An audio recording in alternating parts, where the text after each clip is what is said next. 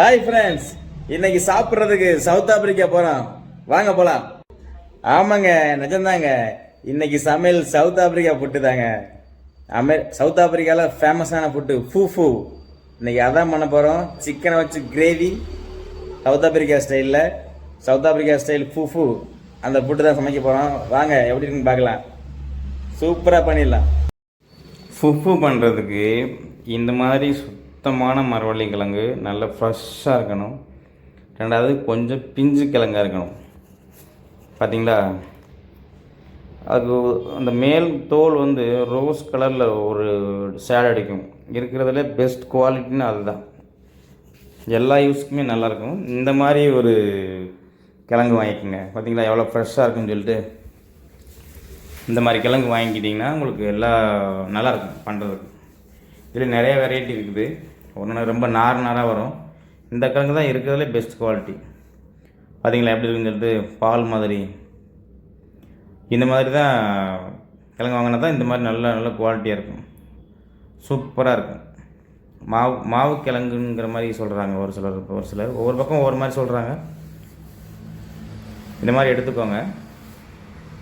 எடுத்துகிட்டு சின்ன பீஸாக, ரொம்ப பெருசாக கட் பண்ணக்கூடாது. ஓரளவுக்கு சும்மா அப்படி கத்தி வச்சு லைட்டாக டச் பண்ணிங்கனாவே நல்லா உடையுது. அது வெட்டுறதுக்கே ஆசையாக இருக்குது. அவ்வளோ சூப்பராக இருக்குது. பார்த்தீங்களா, சும்மா டச் அப்படி வெட்டி அப்படி திருப்பினோம்னா டப்புன்னு அப்படியே பேர்ந்து விழுகுது. அப்படியே பாலாடை மாதிரி எப்படி இருக்குன்னு பாருங்கள். இந்த மாதிரி கட் பண்ணிக்கோங்க. சின்ன பீஸாக, மேக்ஸிமம் சின்ன பீஸாக கட் பண்ணுங்கள். அப்போ தான் உங்களுக்கு அடுத்து மிக்சியில் போட்டு அரைக்கிறதுக்கு உங்களுக்கு கொஞ்சம் ஈஸியாக இருக்கும். இல்லைன்னா தேவையில்லாமல் மிக்சி இதாகிற மாதிரி இருக்கும். அதுக்கு இந்த மாதிரி சின்ன பொடி பீஸாக கட்டினோன்னா அது கொஞ்சம் அரைக்கிறதுக்கு ஈஸியாக இருக்குமில்ல. அதனால தான் சின்ன பீஸாக கட் பண்ண சொல்கிறேன். பார்த்தீங்களா, இந்த மாதிரி சின்ன பீஸாக கட் பண்ணிக்கோங்க. இதுதான் நல்லாயிருக்கும். இந்த மாதிரி கட் பண்ணி எடுத்துக்கோங்க. மிக்ஸி ஜாரில் போட்டு நல்ல மாவு நல்லா நைஸாக அரைச்சிக்கோங்க.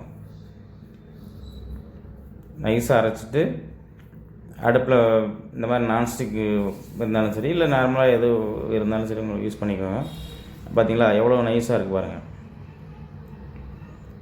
இந்த மாதிரி அப்படியே லோ ஃப்ளேமில் வச்சுட்டு இந்த மாதிரி ஊற்றுறீங்கன்னு வச்சுங்களேன். ஊற்றிட்டு அப்படியே கிண்டிக்கிட்டே இருக்கணும். இல்லைன்னா அடி பிடிக்கும். நான்ஸ்டிக்குங்களால் அடி பிடிக்காது. சாதாரணமாக உங்களுக்கு வீட்டில் புழங்குற வடை சட்டி அந்த மாதிரி வைக்கும்போது கொஞ்சம் அடி பிடிக்கும். இந்த மாதிரி நான்ஸ்டிக்கில் யூஸ்னால் அடி பிடிக்கிறதுக்கு வாய்ப்பு இல்லை.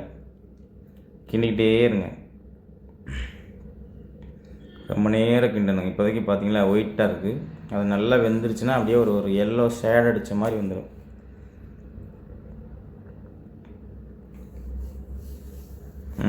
பார்த்தீங்களா அதுக்குள்ளே வந்துருச்சு பாருங்கள். அப்படியே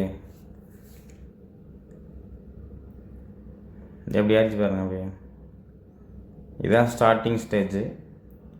இன்னும் நல்லா நம்ம குக் பண்ணணும்.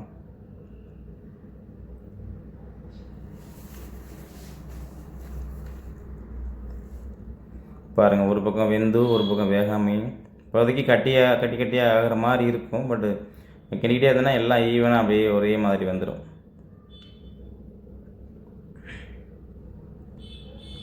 இது கூட லைட்டாக ஒரு சிலர் ஆயில் சேர்த்து பண்ணுறாங்க. பட் நம்ம அது ஆயில் பெருசாக யூஸ் பண்ணுறதில்ல.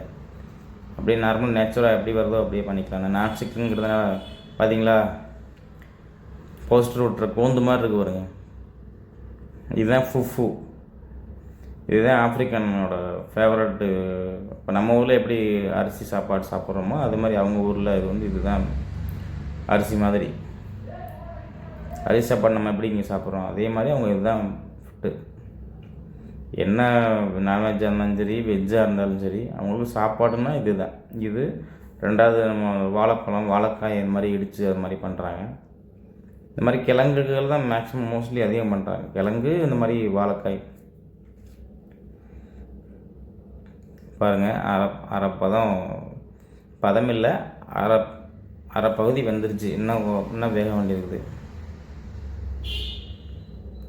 இது கிண்டுறதுக்குள்ளே போதும் ஆயிடுச்சுங்க. வீட்டில் ட்ரை பண்ணி பாருங்கள், வித்தியாசமாக இருக்குது. அதுக்கு அவிச்சே திண்டறலாம் போட்டிருக்கு. அந்த மாதிரி ஆகிப்போச்சு நமக்கு. கரண்டியே உடஞ்சிரும் போல் இருக்கு, அந்த மாதிரி இருக்குது. இங்கே பாருங்கள் எப்படி இருக்குது பாருங்கள். 70 ரூபா 80 ரூபா கொடுத்துலாம் போய் பேஸ்ட்லாம் வாங்க வேண்டியதில்லை கல்யாண போஸ்ட்லாம் ஓட்டுறதுக்கு. சும்மா ஒரு 40 ரூபா 30 ரூபா செலவு பண்ணோம்னா போதும், அழகாக கோந்து ரெடி ஆயிடும். பார்த்தீங்களா எப்படி இருக்குது பாருங்கள். இன்னும் குக்கிங் ஆக இன்னும் நல்ல பதத்துக்கு வரணும். வெயிட் பண்ணுங்கள், இன்னும் அப்படியே வரட்டும். இந்த சைடில் உள்ளதெல்லாம் அப்படியே லைட்டாக எல்லாம் அப்படியே ஒன்று சேர்த்து. இப்போ இதிலே ஆயில் போட்டோம்னா இந்தளவுக்கு ஒட்டாது, அப்படியே சுருண்டு சுருண்டு வரும். பட் நம்ம ஆயில் சேர்க்கலை, ஆயில் அதிகமாக சேர்க்கக்கூடாது, ஆயிலே சேர்க்கக்கூடாதுங்கிற மாதிரி ஒரு கான்செப்ட்டு. பார்த்தீங்களா ஒரு ஹாஃப் குக்கிங் ஆயிடுச்சு. இன்னும் நல்லா குக் பண்ணும், இன்னும் கலர் மாறும்.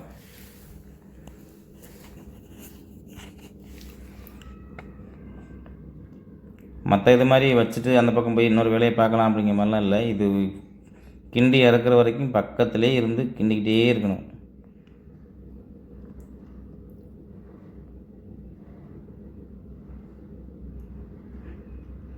பாருங்கள் இது இறுக்கி பிடிச்சிக்கிச்சு. கிண்டினோம்னா நான்ஸ்டிக்கு போகுது வேறு பக்கம், 1 கிலோமீட்டருக்கு அந்த பக்கம் கையில் பிடிச்சிட்டு தான் கிண்டணும்.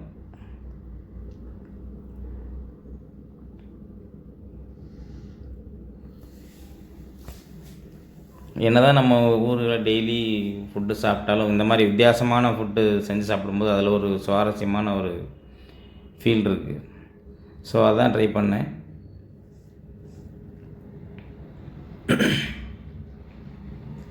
எல்லோரும் ட்ரை பண்ணி பாருங்கள் வீட்டில். எப்போதும் போல் ஒரே மாதிரி டிஷ்ஷை ட்ரை பண்ணி சாப்பிட்டு இருக்கிறத விட இந்த மாதிரி டிஃப்ரெண்ட்டாக, எல்லாம் அதே பொருள் எல்லாமே அதுதான், ஆனால் செய்கிற விதம் தான் வேறு. எல்லா ஊர் ஃபுட்டுமே அப்படி தான். பாருங்கள் நல்லா ஓரளவுக்கு வந்துச்சு. நம்ம வேறு பிளேட்டில் மாற்றிக்கலாம். இது கொட்டுறதுக்குள்ள படாத பாடுபட்டாச்சுங்க, விழுகவே மாட்டேங்குது. ஒரு ஆள் பிடிச்சி தொங்குற மாதிரி இருக்குது. பாருங்கள் விழுகுதான்னு பாருங்கள். அந்த பிளேட்டில் எண்ணெய் தேய்ச்சிக்கோங்க, இதுதான் பிளேட்டில் ஒட்டாது, இல்லைன்னா அப்புறம் மறுபடியும் பிளேட்லேயும் ஒட்டிக்கும். ஸோ லைட்டாக எண்ணெய் தேய்ச்சி வச்சுக்கோங்க. இந்த கொட்டுறதுக்குள்ள நான் பட்ட பாடு எனக்கு தாங்க தெரியும். அப்படி பிடிச்சிச்சு. ஒரு வழியாக கொட்டியாச்சுங்க, கொட்டி முடிச்சாச்சு. ஃபுஃபு ரெடி ஆயிடுச்சு. ஃபுஃபு ஆமாம், பாருங்க எப்படி இருக்குன்னு சொல்லிட்டு. நம்ம ஊரில் இந்த அரிசி மாவு களி இருக்குல்ல, இடியாப்பத்துக்கு அவிச்சிட்டு இது பண்ணுவாங்களே, அந்த மாதிரி இருக்கு பாருங்க.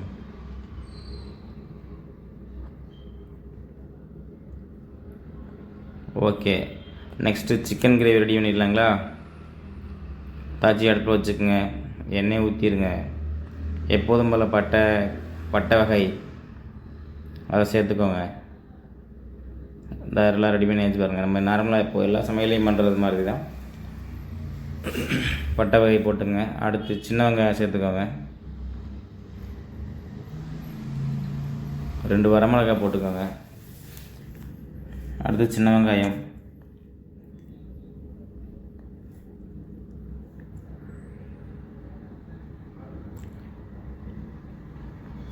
நல்ல வெங்காயம் வதங்கட்டும்.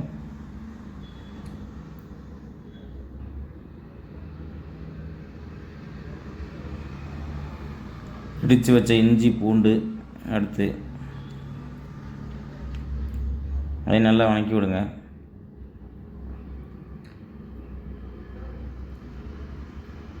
அடுத்து தக்காளி நல்லா பொடியாக நறுக்கி வச்சுக்கோங்க, ஏன்னா வதக்கிறதுக்கு லேட் ஆகுங்கிறதுனால ஒரு நைஸாக நறுக்கி வச்சுருக்கேன்.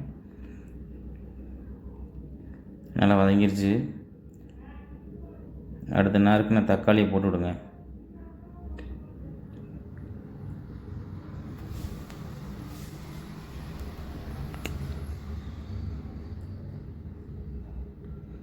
தக்காளி வதங்கிறதுக்கு எப்பவுமே லைட்டாக உப்பு சேர்ப்பேன், அதே மாதிரி நீங்களும் உப்பு சேர்த்துக்கோங்க.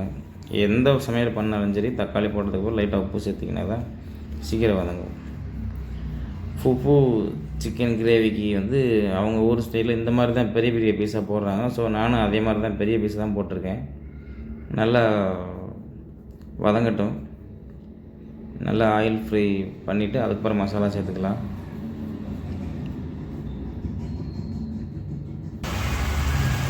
லைட்டாக உப்பு சேர்த்துக்கோங்க. மஞ்சள் சேர்த்துக்கிட்டு மஞ்சள் சேர்த்துக்கோங்க. சேர்த்துட்டு நல்லா வதக்கி விடுங்க.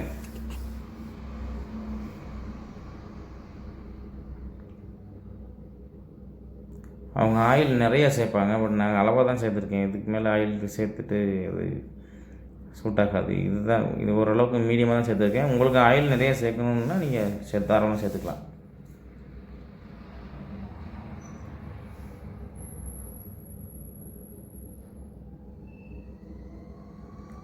அடுத்து மசாலா சேர்த்துக்கலாம். ஓரளவுக்கு நல்லா எண்ணெயில் வதங்கிடுச்சு.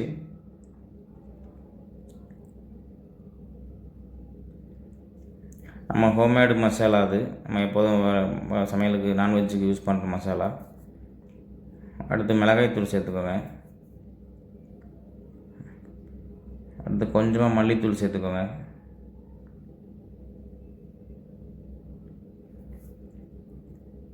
சேர்த்து விட்டு நல்லா கிண்டி விடுங்க. நல்லா கிண்டி மசாலா ஆயிலில் நல்லா ஃப்ரை ஆகணும். அடுப்பு லோ ஃப்ளேமில் வச்சு நல்லா வதக்கிக்கிட்டே இருங்க. ஆயிலில் மசாலா வதங்கினா தான் அந்த மசாலா வாசம் பச்சை வாசம் வராது.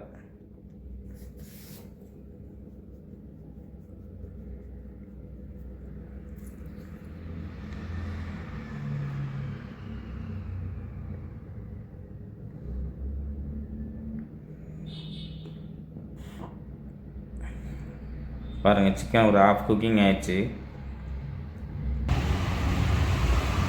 அடுத்து தேவையான அளவு தண்ணி ஊற்றி நல்லா கொதிக்க விட்டுருங்க. நல்லா வேகணும். சிக்கன் நல்லா வெந்து அந்த கிரேவி நல்ல ஒரு மீடியமான கிரேவி டைப்பில் வரணும். பாருங்கள், அளவுக்கு நல்லா வெந்துருச்சு. ஃபுஃபு கிரேவி ரெடி ஆயிடுச்சு. கிரேவி கொதிக்கட்டும். அடுத்து இன்னொரு வேலை இருக்குது. இந்த மாதிரி ஒரு 6 வெண்டைக்காய் எடுத்துக்கோங்க. எடுத்து மிக்சியில் போட்டு நல்லா மாவு மாதிரி அரைச்சி வச்சுக்கோங்க. இந்த மாதிரி ஃபைன் பேஸ்ட்டாக அரைச்சி வச்சுக்கோங்க. அது யூஸ் இருக்குது. இதை அரைச்சி அப்படியே வச்சுருங்க. இது நல்லா இன்னும் கிரேவி நல்லா இன்னும் வத்துருங்க.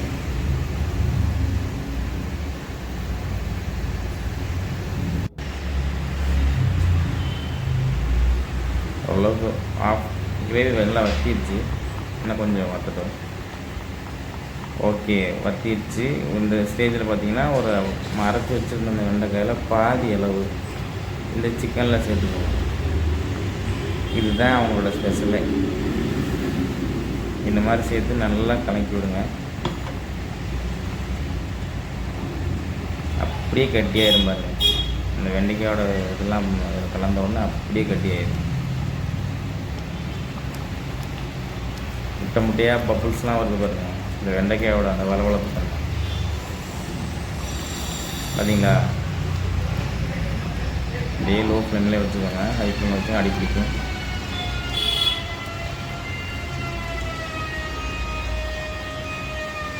நல்லா கிண்டி விடுங்க. அப்போ தான் எல்லா பக்கமும் அந்த இது நல்லா ஒரே இடத்துல நிற்காது.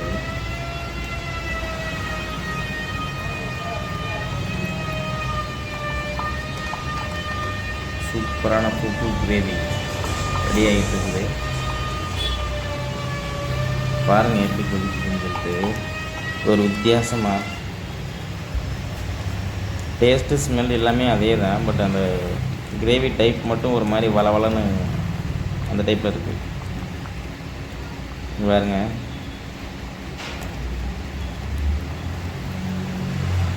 சாப்பிடும்போது ஒரு சுவாரஸ்யமான ஒரு நிகழ்ச்சி நடந்துச்சு. அதை பாருங்கள், வேறு லெவலில் இருக்குது.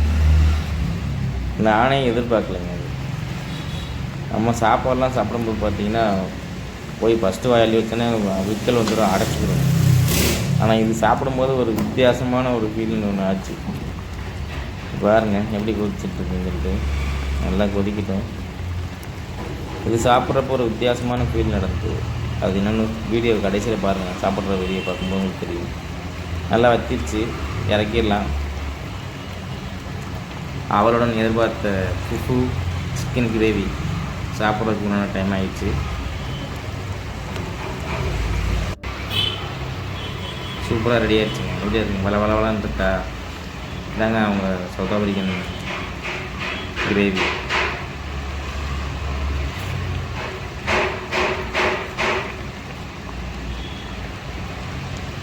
எப்படி இருக்கு பாரு.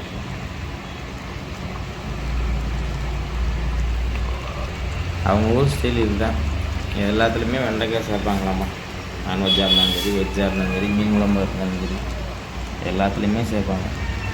நம்ம கிஸ்கேல், புலாடு, பிராவோ எல்லாமே இந்த மாதிரி ஃபுட்டு தான் சாப்பிட்றாங்க. Hi, South African food try பண்ணிடுவோமா? Fufu, this is ஃபுஃபு.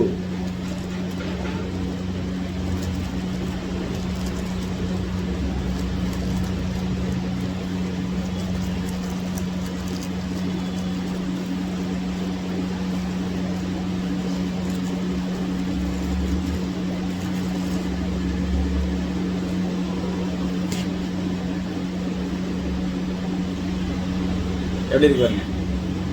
இதுதான் சவுத் ஆப்பிரிக்கன் ஃபுட்டு. இது பேர் தான் ஃபுஃபு.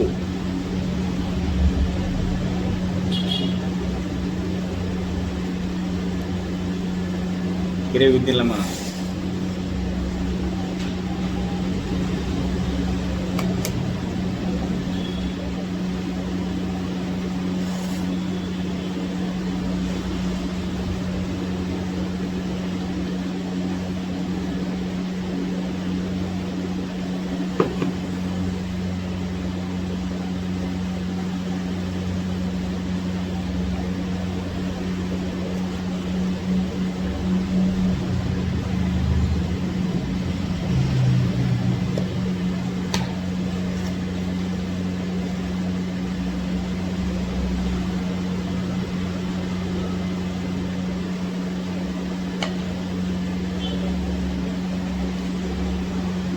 எப்படி இருக்கு பாருங்க.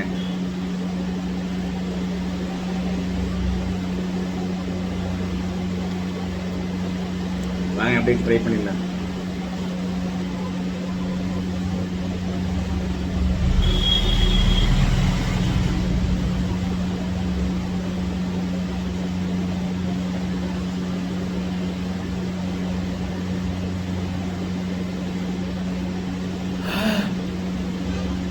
உள்ள ஓடிடுச்சுங்க நமக்குங்க.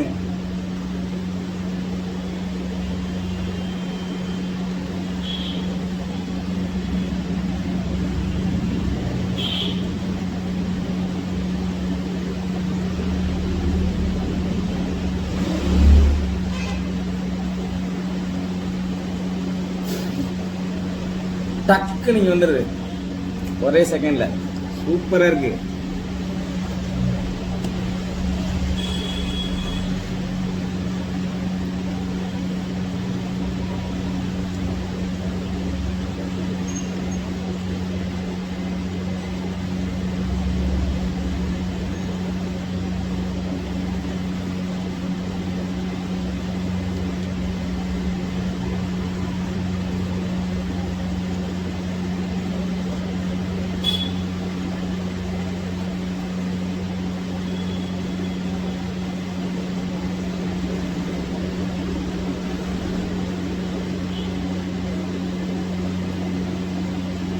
டிஃப்ரெண்டான ஃபுட் ரிவ்யூ பண்ணணுமா? நம்ம சேனல் அதை சப்ஸ்கிரைப் பண்ணிடுவோம். செம்மையா இருக்கு.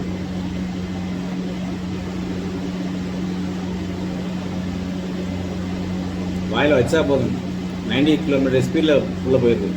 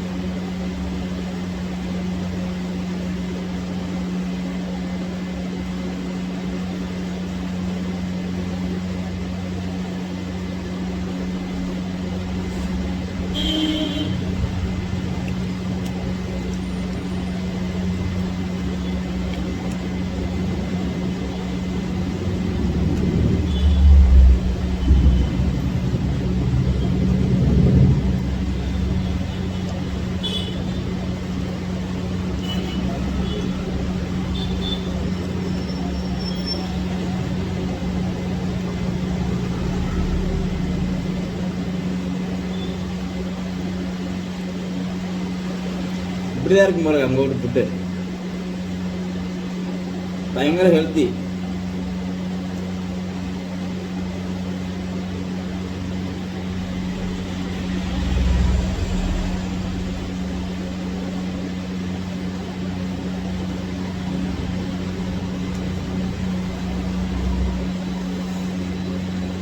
ஒன்றுமே இல்லை, சாதாரணமாக சிக்கன் கிரேவி மாதிரி தான்.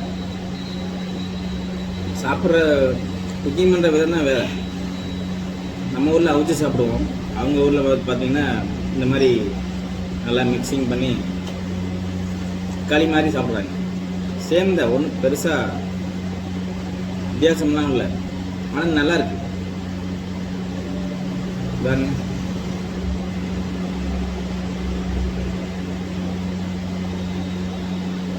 இன்னும் முழுங்கலாம் வேண்டியதில்லை, வச்சா அப்படியே சல்லுன்னு உள்ள போயிடும்.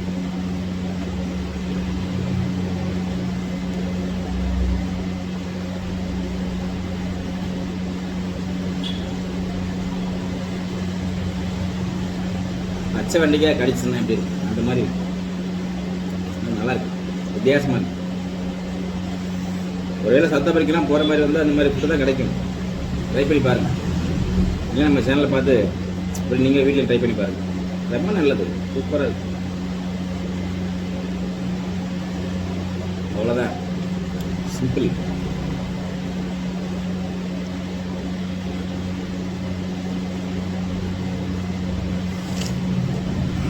சிக்கன் தான் பண்ணணும்னு இல்லை, மட்டன் பண்ணலாம், மீன் குழம்பு வச்சுக்கலாம், எல்லா குழம்புமே மிக்ஸ் பண்ணி சாப்பிடலாம்.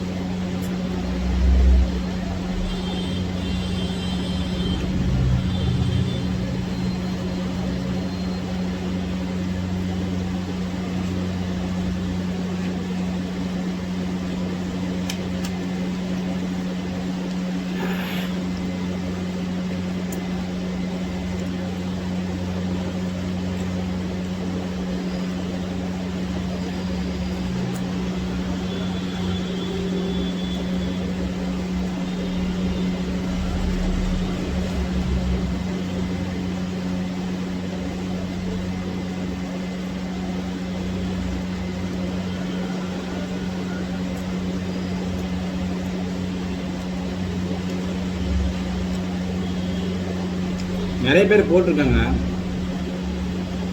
பட் இந்த மாதிரி சாப்பிட்டு காமிச்சது இல்லை.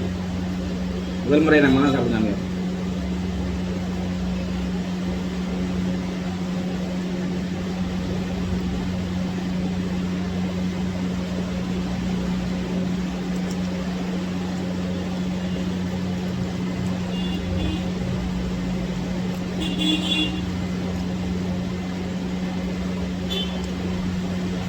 ஓகே, பாய்.